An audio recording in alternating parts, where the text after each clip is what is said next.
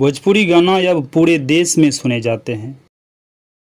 शादी हो या पार्टी, भोजपुरी गाने के बिना संपन्न ही नहीं होती है। भोजपुरी गाना जरूर बजाए जाते हैं। हालांकि भोजपुरी गाने की छवि कुछ अश्लील गाने के चलते खराब भी होती रही है। चलिए आज हम आपको भोजपुरी इंडस्ट्री के सबसे ज्यादा अश्लील गाने के बारे में बताने जा रहे हैं। वीडियो को शुरू करने से पहले आपसे रिक्वेस्ट है कि आप मेरे चैनल को सब्सक्राइब कर लीजिए, थोड़ा सपोर्ट कीजिए भाई, बहुत मेहनत कर रहे हैं आपके भरोसे। सबसे पहले बात करें भोजपुरी की सिंगर, जानी मानी सिंगर या अंतरा सिंह प्रियंका का गाना काफी फेमस गाना है। गाने के बोल है बतार करे मालिश। गाने के नाम से ही बोल्डनेस का पता चल रहा है। दूसरे नंबर पर है superstar power star Pawan Singh का गाना रातें दिया बुता के पिया क्या क्या क्या। यह फेमस गाना है, लेकिन लोगों का कहना है कि इस गाने से समाज पर गलत असर पड़ता है। और तीसरे नंबर पर ट्रेंडिंग स्टार खेसारी लाल का गाना है चाची के बाची सपनमा में आती है। खेसारी लाल के इस गाने पर बहुत बड़ा बवाल हुआ और इस गाने से खेसारी लाल पर शिकायत भी दर्ज किया गया था।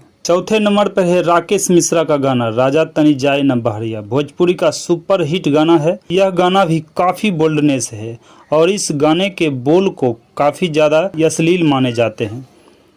और पांचवें नंबर पर है चंदन चंचल का गाना देबरा ढोरी चटनावा। यह गाना के बोल बहुत ज्यादा अश्लील है। इस गाने को लेकर चंदन चंचल को काफी खरी खोटी सुनने को मिली थी।